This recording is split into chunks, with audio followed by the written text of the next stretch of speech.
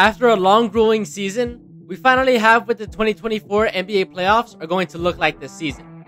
Teams that were expected to have success in the preseason rankings, like the Nuggets and Celtics, have continued to play well, while teams like the Thunder and Cavaliers have surprised a lot of fans this season. But now that we finally have the playoff picture, I'll go over each matchup in depth, what teams will come out on top, and what team rises above all and wins the 2024 NBA Finals. Let's start with the Western Conference quarterfinal matchups. First, we got the surprising number 1 seed OKC Thunder going against the number 8 seeded Pelicans. The Oklahoma City Thunder shocked the basketball world when they got the first seed in the Western Conference over teams like the Nuggets, Lakers, and Suns. What they're good at is scoring the basketball, having one of the highest scoring offenses in the league, creating turnovers, and being able to gel well with each other. But what they lack in is in rebounding and experience in the postseason. The Pelicans, on the other hand, are one of the best three-point shooting teams in the league and are top 10 in defensive rating, but are middle of the pack at everything else. A team that looked very promising in the play-in until Zion got hurt, the Pelicans are very good at playing at a fast pace, and if they want to beat the Thunder, they have to do exactly that, making the game as fast as possible. As for how the series plays out, I would have gave the Pelicans a chance if they had Zion to play bully ball against this young Thunder team, but SGA and company are going to be too dominant. I got Thunder in 5. Next, we got the defending champs and number 2 seed Denver Nuggets versus the number 7 Los Angeles Lakers. What the Nuggets do so well is how efficient they are, their chemistry, and playoff experience. However, what they aren't so good at is fast breaks and pushing the pace. The Lakers' strengths are pushing the pace and moving the ball, while their weaknesses are their defense and turnovers. The Nuggets have carried their success from last season into this season, having an MVP candidate in Nikola Jokic and a solid supporting cast. Their offense works through Jamal Murray and Nikola Jokic with the ball near the top of the key, while their role players are either staying at the three-point line or setting screens. Their defense has been questionable at times, but they still have a top 10 defensive rating in the league. The Lakers, on the other hand, have an offense either centered on three-point shooting or bully ball in the paint, depending on who they are facing. Their defense has been one of the worst in the league, having no-effort defenders like D'Angelo Russell and LeBron James on the court for most of the game. How this series goes, the Lakers are looking to live and die with a 3 since the Nuggets have dominant bigs in the paint. But Nikola Jokic always outplays Anthony Davis, and the Nuggets always outplay the Lakers, no matter what time of the season it is. I got the Nuggets in 5. Then, we got the number 3 Timberwolves against the number 6 Suns. We saw this matchup in the very last game of the regular season, and there was some tension there between stars Anthony Edwards and Bradley Beal, so this is bound to be an exciting series. The strengths of the Timberwolves is their defense and chemistry, while their weaknesses are fast breaks and crashing the boards. Meanwhile, the Suns' strengths are superstar scorers and experience, while their weaknesses are their bench depth and chemistry. The Timberwolves have been great when they play half-court offense and defense. When they can slow their offense down, work through their progressions, it also slows the other team down, where many teams don't like to play that way. But when the game starts to speed up, the T-Wolves start getting sloppy and don't play at their best. The Suns, on the other hand, have a big 3 of KD, Book, and Beal, making them virtually unstoppable. These 3, combined with the championship head coach, they can make a decent push in the playoffs. However, their big 3 has only played 41 games together, and their bench isn't too hot either, so the Suns are forced to rely on their starters. If KD, Book, or Beal have a bad game, then it's tough for the Suns to win. For how this series plays out, both teams like to play in a half-court set. I see the Suns' big 3 overpowering the Timberwolves and winning in 6. Last in the Western Conference, we got arguably the best matchup of the whole playoffs, and the number 4 Los Angeles Clippers going against the number 5 Dallas Mavericks. The Clippers have one of the best offenses in the league, but struggle rebounding without a great big man inside. The Dallas Mavericks have just as good of an offense, led by Luka and Kyrie, but struggle rebounding just like the Clippers. The Clippers are led by superstars Paul George, Kawhi Leonard, and James Harden, with great bench depth. Both of these teams have the same playstyle and attributes that complement each other.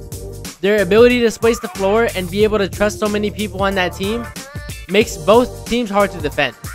The way this plays out, this series is going to depend on which team can get it done in the trenches, by rebounding, blocking shots, and getting easy layups. I believe the Mavericks are a better team when it comes to that, so I got the Mavericks in 7. Now going to the Eastern Conference, we got the number 1 seed Boston Celtics going against the number 8 Miami Heat. The Boston Celtics have been by far the best team in the regular season, having a 64-18 record. They have the second best offense and second best defense in the league, combined with elite shot makers, great rebounding, and smart basketball. The only thing that you can knock them about is they don't move the ball as well as other teams, but they're still good at it. The Miami Heat, on the other hand, is a team that is always difficult to beat. They're like the 49ers of the NBA. No matter who they have leading their team, they will always have a chance to win the championship because of their coaching and culture. But they did just lose a key piece in Jimmy Butler for what looks like the entire postseason. So for how this series plays out, the Celtics have gotten their rest and will continue to dominate, especially if Jimmy Butler is out. I got the Celtics at 4. Then we got the number 2 New York Knicks going against the number 7 seed Philadelphia 76ers. The Knicks are very balanced when it comes to their offense and defense, but struggle when it comes to a fast-paced game and moving the ball. The 76ers are very good at getting to the free throw line and playing aggressive defense, but lack in the three-point shooting department. The Knicks have been working their offense through Jalen Brunson since Julius Randle has been out, and the Knicks have been amazing up to this point. Trading for OG Anunoby was big for them at the midseason mark, improving their defense with the same offensive production as RJ Barrett. The 76ers, however, are not the typical 7 seed. Before Joel Embiid got hurt, the Sixers were a top 3 seed in the East. But without Embiid for 43 games, the 76ers went 16-27 and dropped a lot of playoff spots. For how this series plays out, it's not going to play out as a typical number 2 versus number 7. I think Joel is going to be unstoppable this series, and the 76ers are going to win in 6. Next, we got the number 3 seeded Milwaukee Bucks against the young number 6 Indiana Pacers. The Bucks have a great offense when all their players are healthy, and are great at getting to the line, but struggle when it comes to their chemistry. The Pacers, on the other hand, are great at sharing the ball and have the highest scoring offense in the league, but are one of the worst defensive teams and are limited when it comes to experience. The Bucks were expected to be one of the best teams in the league after acquiring Damian Lillard last offseason, but their defense has let them down.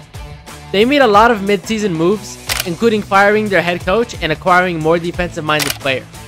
The Pacers, however, surprised a lot of teams this season with how great their young core has gotten.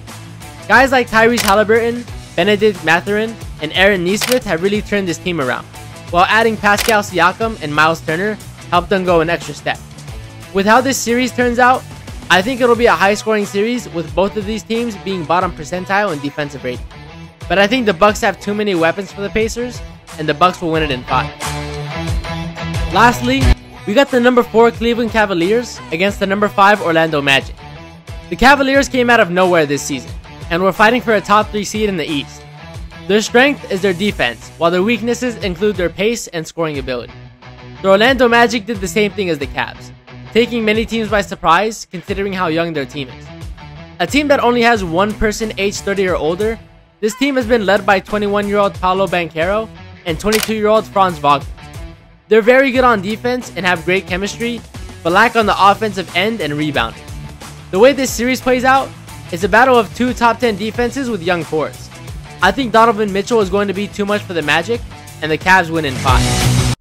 Now that we got all the teams out of the way, there's still going to be 3 more rounds after the quarterfinals, so let's quickfire the rest of the playoffs. In the West semifinals, the Mavericks beat the Timberwolves and the Nuggets beat the Suns. The East semifinals has the Celtics beating the Cavs and the Bucks beating the 76ers. For the conference finals, the Nuggets will beat the Mavs and the Celtics will beat the Bucks to get a Nuggets-Celtics finals matchup. And for how the NBA finals play out, I think Nikola Jokic is going to be too much for the Celtics this series, and the Nuggets go back-to-back to win the 2024 NBA Finals. I like to see what you guys think about these takes, so let me know what you guys think in the comments. All that being said, I hope you guys enjoyed the video. Please like and subscribe, and I'll talk to you guys later.